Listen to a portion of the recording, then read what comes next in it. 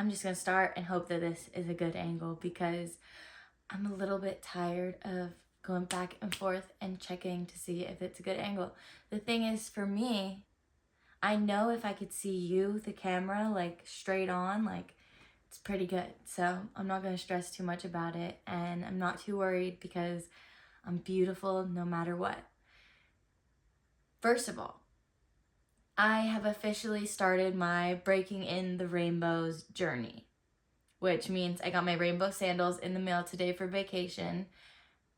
And 3 weeks from now, I will be on a plane to Hawaii. So I'm hoping by that time, these shoes are broken in and ready to go out and walk around and be okay and not hurting my feet. I am hoping that I can stay consistent with basically wearing these shoes in the house all the time.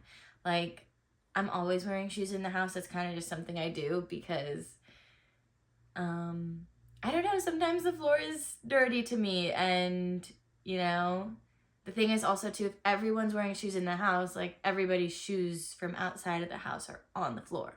So me, anytime I'm off my bed, I'm off my couch, I'm off the outside, my shoes are going to be on. It also just helps me concentrate a little bit better and feel like I'm making moves and going to town. So, but I'm not going to town. I'm in my house and I'm cleaning or something or working on something important. And so yeah, I'm hoping like all my little trips, I'm going to be able to wear those shoes and it's going to be fine and dandy. And then like, I'm thinking like 2 minutes at max, I'll be wearing these like every 5 minutes. Like, if I'm sitting down, not going to wear them. I'll keep them by me, waiting for me to get ready to walk somewhere. But I'm thinking that'll be good. I had rainbows before, and I loved them. This was like, you know, I had the shoes for like a really long time. I probably had them for like 3 or 4 years. And they were about to break. They were on the loose, so I don't give this guy too much. Like, I mean, I give him a lot of, like, irritation for this situation, but him and a couple of my friends, we were all walking downtown in Chico, not downtown. We were just walking around my friend's neighborhood. And this guy was taking my rainbows. I think we were both throwing them, so I don't think it was like entirely his fault. But like, I think I was like flinging him off my feet. We were just having fun. But then he threw them and it landed like somewhere. We have no idea. We thought we knew where it was, but we spent like 30-40 minutes looking for the shoe, and then I was pissed. I was mad. I was like very angry because like these were my favorite shoes. I was wearing them all the time. And like, not that rainbows are so expensive, but to me as a little college student, my $65 flip-flops were like my prized possession. So he was like, I'll buy you new ones. He never bought me new ones. So now I have bought my own new ones and I love them. They're different this time. I wanted to go like similar, like the braided ones that I had, but I was like, no, this is like fresh, new. Like, I'm older. Like, I don't need the like cute little thing. I would love the cute little thing if I got 2 pairs. But for me, okay, fine. I will show you them because it's like, what the heck? Why wouldn't I show you them? I got these ones. I got like a little thicker strap, the double arch, thank God. Because, Midnight, come back here. Yeah, it's just like, you gotta go for the double arch these days. I am like, have you seen those Fulton insoles? Yeah, I bought some. But I'm not ashamed to be a consumer of things that I love, you know? Consumerism is crazy and bad. It's just like, you know, a topic that I don't even want to be talking about in this way, but like, I do enjoy a good purchase. I love a good purchase where you're spending your money mindfully and thoughtfully. And my pair of rainbows was that. So, a little rejuvenation from losing my rainbows in that way that one time. But I wanted to try another one, like the same ones, but a little thicker. I don't know, that was pushing it for me, but Maybe next time. That color, redwood, loves it. Anyways, so I have my rainbows back. They're so comfortable. But I am expecting to take some time to break them in, so. But I'm excited. They said like wear socks or whatever, but I'm thinking probably not. What's the point of this, you ask? Nothing. I just kind of wanted to say it because it's what's going on in my life right now. I just got my rainbows. That's it. What else is going on in my life, though, you ask? I had a really beautiful morning, and then, I'll be honest, I was on the phone with my boyfriend, and he had a little bit of stinky attitude this morning. Something's going on with him. Bless his heart. I hope he's okay. But sometimes when he rushes off the phone, and I don't know that we were about to have a short phone call, and I know that the tone that he's talking in means like, I don't have time for you. There's somebody right here that needs my attention. He's going golfing with his dad. I understand where he's coming from, but it did send me into a little bit of a rut, and I was sad because I was like, maybe I didn't even need to like answer the phone, because actually I called him back because he called me way earlier in the day, but I was busy. But I was like, I gotta give him a call because he's coming over today. But then after that, I was like, I don't even know if I want him to come over. And then I went into this whole spiral, and this is where I talk about what I'm going through right now, the whole point of it. I realized that I am stressed out because I'm making all these changes in my life once again.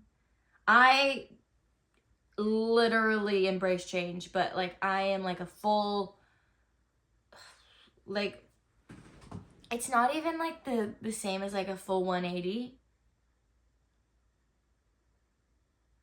It's like, I don't even know how to explain it. It's like a 180 but upward spiral, like then a 360 and then like back 180. Like, it's so weird how I do things like this because I will just change everything all at once.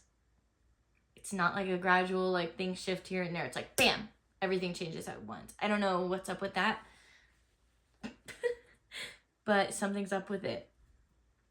Anyways, when I make these changes, I'm pretty sure it freaks everybody out around me because they're like, what is going on? Like, and I'll tell you, like, here's the thing.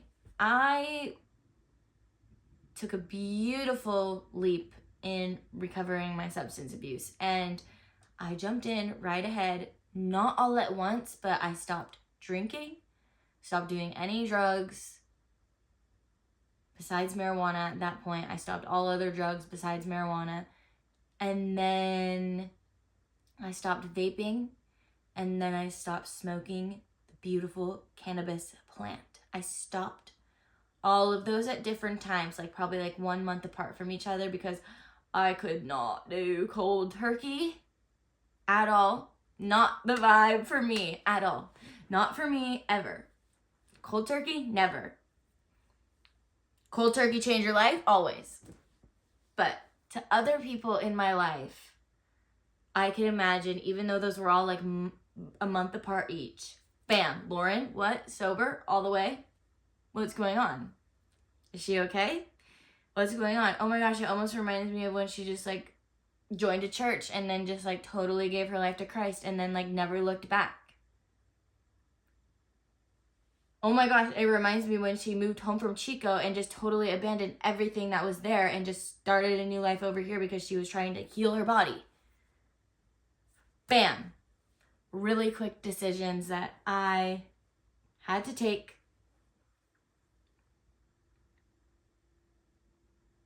But I realized that right now I am making more changes where before I had a very all over the place schedule. I was babysitting here and there, working here and there, doing the thing here and there. Now I have something Monday through Friday in the morning, but on top of that, I've designated other things in my life for me to do that I have to get done Monday through Friday to work on myself and work on my future and work on future plans and future desires and future dreams. And the dreams I have right now, I mean, like my plans right now, my dreams right now, my desires right now. I'm putting in work every single Monday through Friday to do these things. But typically, Wednesday, Thursday are my boyfriend's days off. So Wednesday, Thursday typically are our days to hang out and spend time together. That's like our weekend together. So as I'm making this shift, and it's like I'm not open on these days as much as I was. We're going on a hike tomorrow. Tomorrow is Thursday. But I have all these things to do in the morning, and I don't really end all my stuff until like 1 o'clock at best. If I could get up at 6:15 and then start working from there, like then I could probably finish at like 11:30, 12. I don't know, but it's a big shift in our relationship. It's like a couple months back we had a situation where I worked for like, it was probably like maybe like 3 months where I was working on those Wednesday and Thursday, so we didn't even get to hang out. That was a tough time. Anyways, this is different. This is like something I'm doing for myself to better my life. So I'm feeling a little bit of like resistance towards like, is he gonna be like, he's so adaptable to all my changes, and I'm so thankful to be with someone who supports me so much. But it is a big shift. It's like, what are you doing? Especially because it's not like it is structured in my head, but I can imagine from somebody else's perspective, like what you're just doing these little things. But I think because when I lost some friends, when I stopped drinking and smoking, when I became sober and begun my life living as a sober being, I lost some friends, relationships shifted, like they changed. And also, like when I jumped into that church, it was like all my relationships changed because I changed. And people talk about how it's like you start to outgrow people and this and that, but I sometimes wish that like not even that people would change with me, but accept the change that I'm making and not even adjust their life at all, but adjust their relationship to me to remain friends or remain in a similar relationship. I don't know, but I guess that's asking for a lot. And I know that in the future, my people, they're gonna be there for me. And yeah, there's a whole lot of stuff right now revolving friendship. And as I'm writing Basil's Homeland, there is like a part where she's speaking in like her first monologue, and she kind of talks about how this was kind of a healing moment for me, because she talks about how she lost all her friends for like these reasons and whatnot, through changing, becoming sober, all these different things. But there comes a time where she like feels it in her heart where she's like, oh, but all these people, they're not my friends, but I know deep down like they are still rooting for me.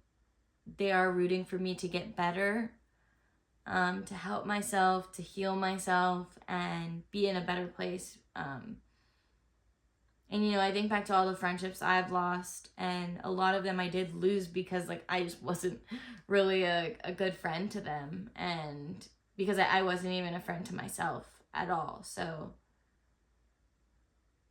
just almost realizing like when I get so caught up in like what my old friends probably think, like I really truly think that they'd be happy that I'm living my life now and not taking death as an answer. Not in like the scary like death way, but like not taking like rotting and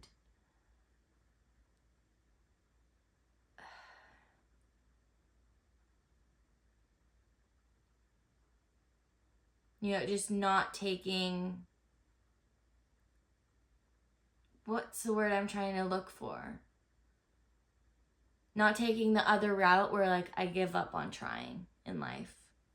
My cousin once said to me, she was like super drunk in the bathroom and she was like just pouring her heart out to me. She loves, that's like her time when she feels like she can encourage people.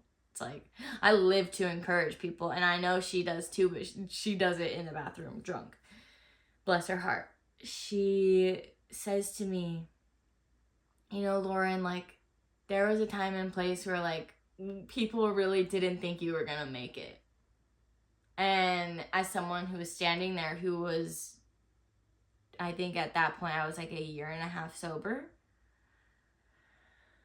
It was a very big moment for me because I was like, wow, you know, like, I definitely, through all of that, I felt so alone. But almost to hear her say that made me realize, like, other people saw that I was struggling. Like, other people didn't think that I was just living life and being okay. Because I thought that. I thought that everybody thought that I was just okay. Everybody thought that, like, I was just this happy-go, like, woo, like, pumped-up girl. She just smokes a lot of weed and drinks a lot of alcohol. But it almost is, like, to know that other people did see me struggling, it made me feel a little bit less alone in that, and almost like just like excited that all these people also got to see me get out of that and see me make it out of that. And that is such a beautiful thing. And another beautiful thing is that this morning when all this happened, I was sad. And now that I've continued my day and I went through all the motions and I stayed firm in my structure and all my rituals and everything like that, I feel so blessed and confident to go on through the rest of the day. And I'm really proud of myself for that. So thank you for listening. Thank you for being here. I hope to see you again soon. Much love, and enjoy your beautiful day, night, afternoon, early morning, whatever it is. All right. See you later.